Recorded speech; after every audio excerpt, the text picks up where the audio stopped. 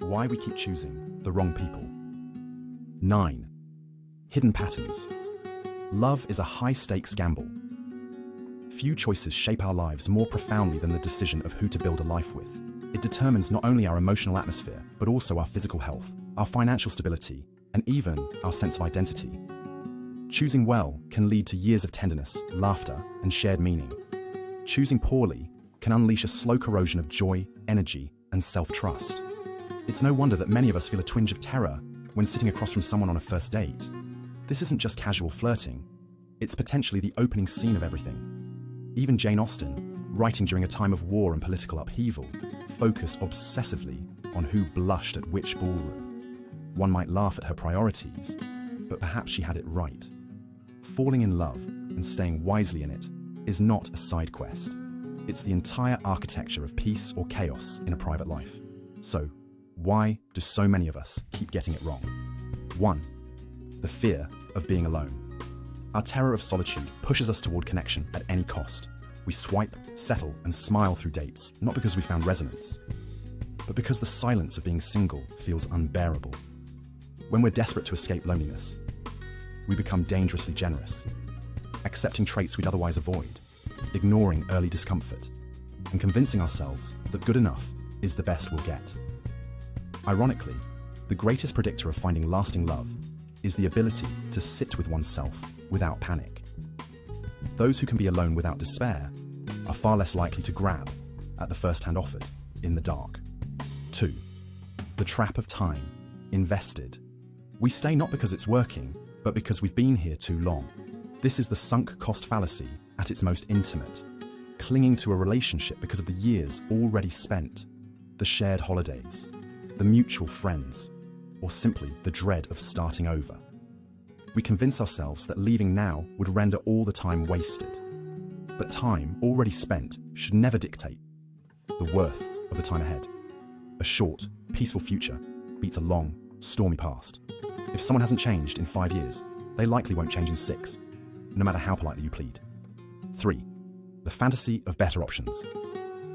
We glance at our partner's flaws and wonder, are they uniquely infuriating, or just typically human? Modern love tempts us with an endless scroll of possibilities. Apps, social media, and romantic comedies convince us that someone funnier, kinder, or more emotionally available must be just a click away. But everyone has quirks. Everyone disappoints. True wisdom lies not in hunting perfection, but in distinguishing intolerable misalignments from the inevitable friction of two flawed people trying to love well. Ask not if your partner is annoying. Ask whether their annoyances are manageable. Because happiness comes not from escaping conflict, but from understanding which battles are worth fighting. 4. The fear of being loved. It sounds absurd, wanting love but recoiling from it when it finally arrives. And yet, this is the hidden reflex of many. If childhood taught us that affection comes laced with criticism, or that being vulnerable leads to pain, then intimacy in adulthood can feel threatening. We flinch when someone sees our softness. We grow suspicious of kindness. We wonder, what's wrong with them, that they want someone like me? This fear often goes unnamed, but it sits between people like a ghost, pushing them apart with invisible hands. To receive love, we must first believe we deserve it, and that belief is often the hardest to build. 5. The seduction of chaos. There's a strange magnetism in those who hurt us just enough to feel thrilling. They arrive wrapped in mystery, pain, and unpredictability, and we call it passion. We tell ourselves that love should be turbulent, that if it's not intense, it's not real, that steadiness is boring and emotional clarity is dull. But this is trauma disguised as chemistry.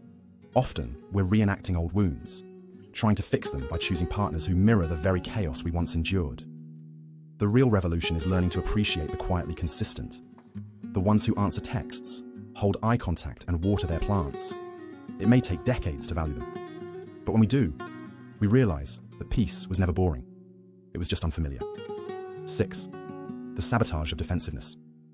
You bring up a concern, not an accusation, just a quiet observation.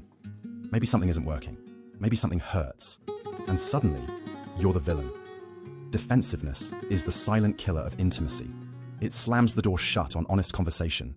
Instead of hearing you, your partner raises shields. You're overreacting. This isn't the right time. You're being too sensitive. It's not even a real problem. Over time, this dynamic trains us to stop sharing. We bite our tongues, walk on eggshells, and eventually forget how to express our needs at all. A good relationship isn't one where conflict disappears, but where one person can say, "That hurt," and the other responds, "Tell me more." True love makes space for discomfort. It allows room for growth. And that only happens when listening is stronger than ego. 7. The snowball effect of small flaws. He just leaves the lights on. She's always 10 minutes late. It's not a big deal. Until it is.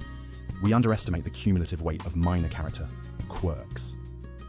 But in a long-term relationship, tiny habits, when repeated daily, without reflection or willingness to adapt, become sandpaper against the soul. A single pebble in a shoe won't stop you from walking. But try running a marathon with it. By mile 20, you'll be limping in pain, not because the stone grew, but because it stayed. Kindness in relationships isn't just about the grand gestures.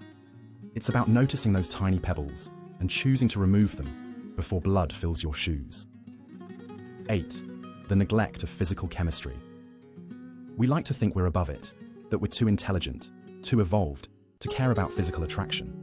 That passion is shallow, and compatibility is built only on values, habits, and shared grocery lists.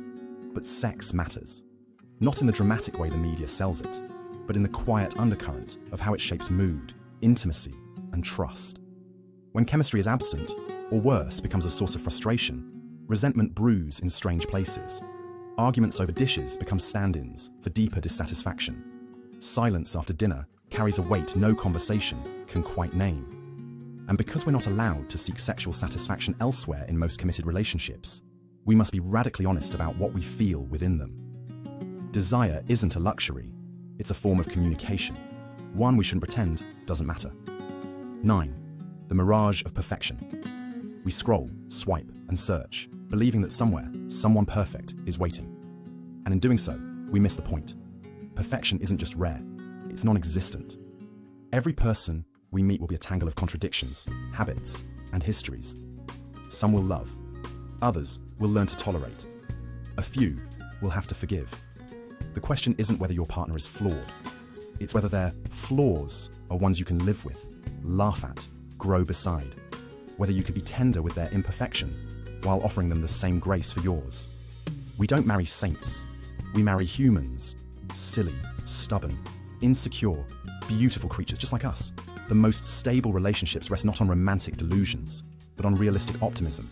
Love isn't blind, it sees clearly and stays anyway. Final thought, choosing love with open eyes. We make better choices in love when we stop expecting it to complete us, when we stop using romance as a rescue mission, when we realize that compatibility isn't about finishing each other's sentences, it's about being able to survive the silences. The most successful couples don't avoid hardship. They navigate it with humor, with humility, with the quiet knowledge that love isn't something we fall into. It's something we build, brick by honest brick, bound by laughter, not fantasy, held together by the daily decision to try.